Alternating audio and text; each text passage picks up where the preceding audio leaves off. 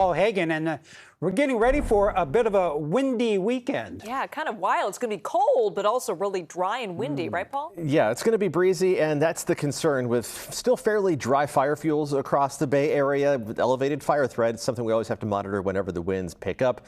And it's going to be breezy even at sea level as we head through the next couple of days. Right now, we're just in the beginning process of the offshore winds starting to ramp up. It's going to be much more noticeable as we head through the day tomorrow as this area of high pressure slides to the north and the storm system drops straight to the south. That squeezes the atmosphere over the west coast, and it forces the atmosphere to kind of travel through a narrower path, and the wind accelerates. So we are going to be tracking those gusty northerly winds over the next couple of days, bringing in even drier air. Let's track the humidity. We've got the wind arrows turned on as well as we head through the weekend. And we start off tomorrow morning when the red flag warning goes into effect at 5 a.m.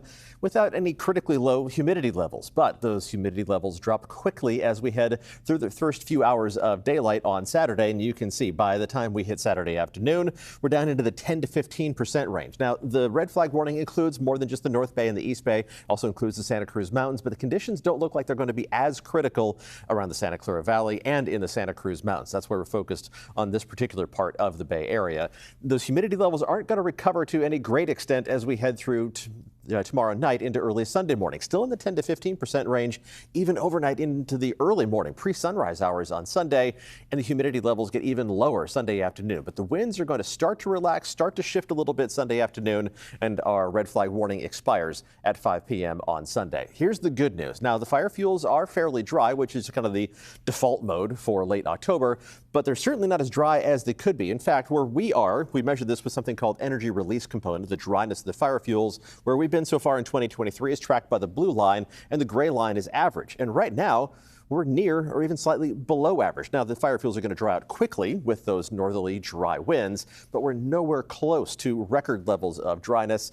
Just compare that to fire events in October and November in the recent past, within the past 10 years or so. This is a different situation, something we have to monitor very carefully, but it's not as critical as some of the events that we have seen over the past decade or so. Now, at sea level, it's still going to be breezy, something to keep in mind if you're heading out to Boo at the zoo in Oakland this weekend, but sea level winds are going to be on the order of 10 to 15 miles an hour, as opposed to the 20 to 30 mile an hour winds farther up in elevation, with some of the peaks picking up those 60 mile an hour gusts. Looking outside right now, seeing plenty of sunshine over the Santa Clara Valley. Temperatures are only in the low to mid 60s, and it's only 58 degrees right now in San Francisco. With that sunshine overhead today, we've been making the most of our less than 11 hours of daylight, and we're going to see full sunshine over the weekend as well. So we're doing the best we can with those limited hours of daylight in terms of solar electricity generation across the Bay Area.